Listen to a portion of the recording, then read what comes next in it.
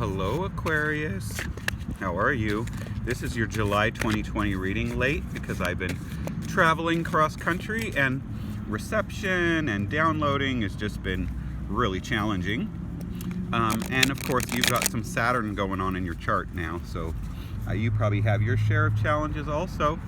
Here's a little shout out to my friend Diana, who was very nice. Mercury has been retrograde in Cancer. Ooh, some good things fell out while I was shuffling for you. Look at that. The Sun, the Star, and the Two of Staffs. Okay.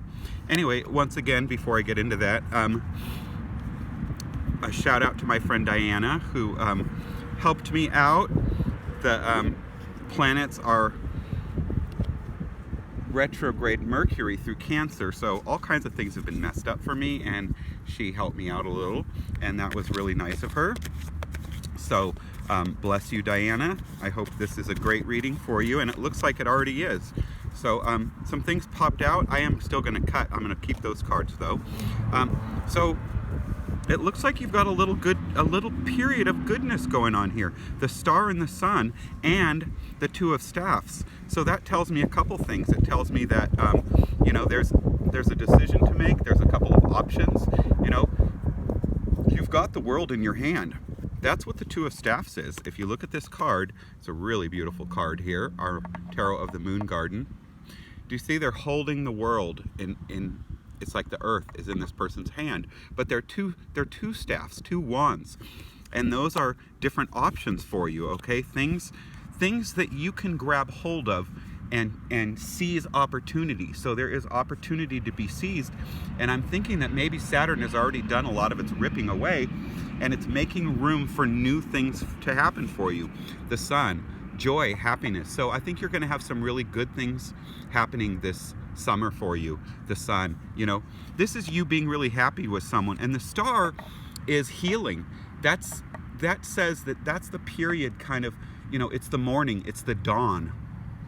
And so this is an opportunity for you to go with your subconscious, let it flow, and just kind of be in your element here, you know, and be rewarded and noticed for it. So what else is happening? Eight of Swords. Okay, so there have been some challenges, and there may still be a few more challenges with the Eight of Staffs. You see, this person's like blocking their eyes. They're like, oh my God, what's happening? There's some weird stuff happening. It's like, where did this come from? Where did that come from? So there's a little bit of that still, but there's still a lot of joy, and that's what I want you to focus on. Okay, King of Swords. This is air. This is male air sign energy. Okay, so I don't know if you're dealing with the King of Swords, or if you're kind of being the King of Swords. You know, you're really taking the bull by the horns. You know, you're controlling the situation, and you're cutting through the bullshit. You're cutting through the challenges. You're dealing with the paperwork, all the different things that have to be dealt with, because that's what the King of Swords does. He's very much in his mind.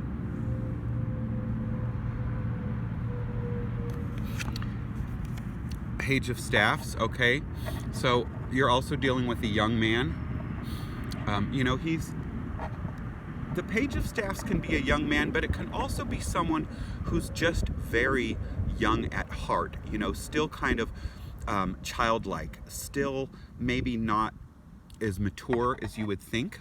You know, so the King of Swords, the Page of Staffs, you know, that person, they have a fire, they have a passion. The Page of Staffs has a passionate kind of, it's not just emotional passionate, but it's like creative passionate, and there is a difference. It's one thing to be very self-focused and to be very emotional and passionate in your emotions and sensitive, but it's another to have kind of that creative fire burning in you, and that's what this talks about. Whoa, it's so windy. Oh my God, this wants to just blow over. Whoa. I'm out here in the desert. Well, I'm kind of in the high desert, so it's really cool. It's windy, it's breezy, it's beautiful. And the Four of Pentacles. Okay, so this can be two things. It can be you feeling insecure about money, or the fact that it came up right next to the Page of Staffs could be that the Page of Staffs is kind of worried about money and kind of having this you know, challenge or worry in their heart. Okay, we're going to place these out a little bit more though, because the wind was like blowing and blowing. Okay, we're going to try to keep the cards here where they should be, right here on this blanket. I use a brown blanket. That's the earth. It's wheat energy. It's attainment. So back to this Four of Swords. So, I mean, Four of Pentacles. So the Four of Pentacles can be two things. This could be you just being concerned about money, you know, being secure, but also kind of feeling like you need to be careful. That's often the essence of the Four of Pentacles. That Four of Pentacles could also have to do with this Page of Staffs, though. So it can be two things.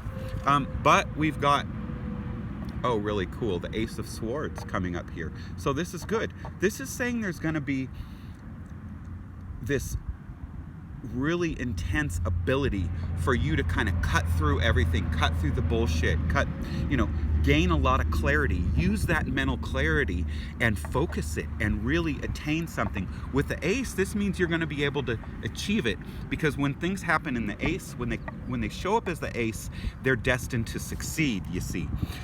When things show up maybe in a 3, in a 2 or a 3 or a 5, 7, you know, that doesn't necessarily mean that they're going to when they're in that. But when they show up as an Ace, what that means is that clarity, that beginning, that real sharp focus that's with this Ace of Swords is destined to succeed, you see.